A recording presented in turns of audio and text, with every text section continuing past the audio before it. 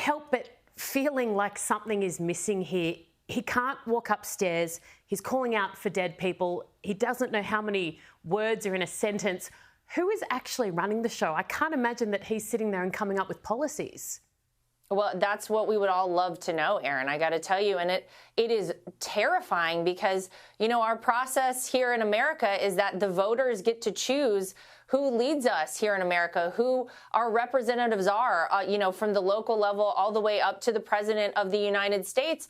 And for many of us, we wonder, is this even an elected individual who is running things? A lot of people say maybe it's the person running the teleprompter that Joe Biden often uses and still, you know, stumbles and has issues whenever he's using a teleprompter.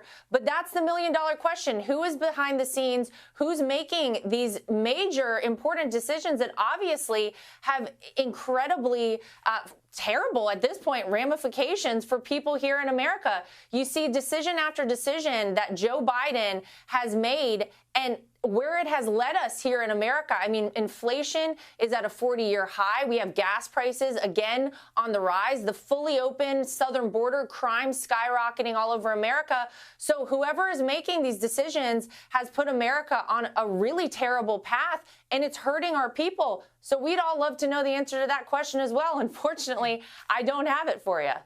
Generally, in the midterms, the incumbent does take a little bit of a hit. How do you see it all playing out? Well, look, I think Republicans are incredibly confident, but we never want to be too confident. You're right. The party that is in the White House generally loses the midterm elections. But I think especially in a year like 2022, when you've had Democrats controlling the House, the Senate, and the White House now leading up to 2 years, and, you know, we just went through some of the disasters that we've seen happen in America, people are feeling the impact of their leadership, if you can even use that word, in a very real way, because people can barely get by. You know, people who are on a fixed income at this point have exhausted all of their savings. The wages are not keeping up with inflation at this point, and it's really bad for people, and they're struggling to get by. So I think by all means, we have an opportunity to change course, and that's what the midterms are about. Obviously, every 2 years, we have the ability to say, hey, we want to stay on the course we're on now, or we want to change course. And if we've ever needed to change course in America and do it very quickly, it is right now, because honestly, I don't think people can sustain another 2 years of Democrat leadership here in America. Some people will not make it. They cannot do it. Yeah, look, the stakes are high, absolutely. And not just your country in terms of itself being okay, but for the rest of the world, particularly countries like Australia that rely heavily on you for the world order. And looking at high stakes, North Korea's recent missile launches have sparked fears that they are building up to a nuclear test, potentially even worse. Of course, your father-in-law made historic inroads when it came to his relationship between the US and North Korea. How does he think America needs to handle what's going on right now? Well, you know, his motto was always peace through strength. So you want to have a very strong military, and you never want to have to use it. You want people to know that if you had to use it, it would be pretty devastating for them, and hence they never even try it. So that was always his goal, and I think you saw that happen. There were no new wars started, of course, under Donald Trump. He was actually pulling many troops out of areas all around the world where they were stationed kind of unnecessarily in many cases.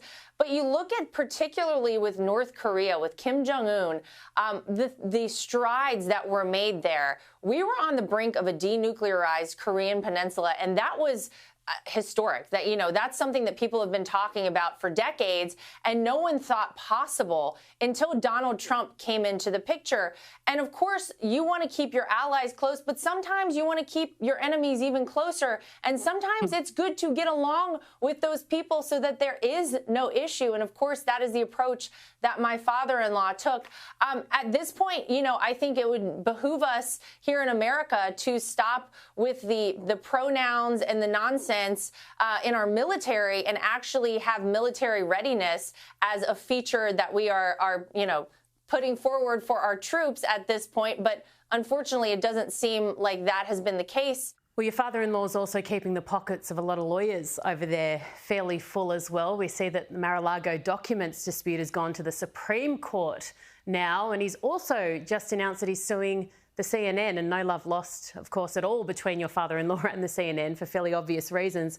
Looks to me potentially like he's trying to negate some of the damage he says they've done, potentially ahead of another tilt at the Oval Office. Oh, well, should we talk about it here on Aaron tonight? Should we do it? I don't know. I truly, there's no question that there has been a coordinated smear campaign against my father-in-law, anybody, quite frankly, with our last name, for about 7 years now. There's been a coordinated attack. They have tried at every turn to defame my father-in-law, all of us in our family. They have lied time and time again about so many different situations, instances, stories, falsified, and people need to be held accountable for that.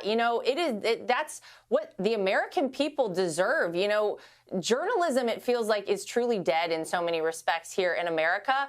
And we know that our media here is not going to hold themselves accountable. So leave it to Donald Trump yet again to try and right a wrong. And I think that this is the whole goal here, is to hold people accountable, because you shouldn't, Aaron, be able to just go out, defame people, lie about people, and get away with it, because it's not right for them, and it's not right for the American people who rely on, our journalists, if you can call these people that, to tell us the truth and give us the facts. And they quite frankly haven't done that. Oh, believe you me, I know more than you can imagine how that feels. Florida, I can't let you go without asking how everyone's doing over there off the back of the hurricane. I got to say, it's been really amazing to see the way that Ron DeSantis, our governor, greeted President Joe Biden, and Joe Biden, here in the state level, the federal level, working together to try and help people. That's how it should always be. And I really do love to see that, despite the fact that I didn't vote for Joe Biden and I support almost nothing he has done as president.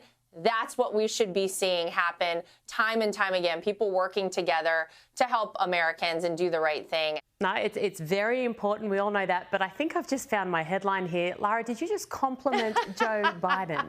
Well, you know what? Every now and again, Aaron, we can say nice things about one another, and that's okay. And I'll stand by that. Yeah.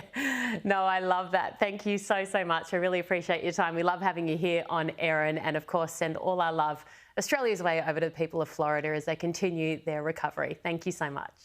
Thanks, Aaron. I appreciate it.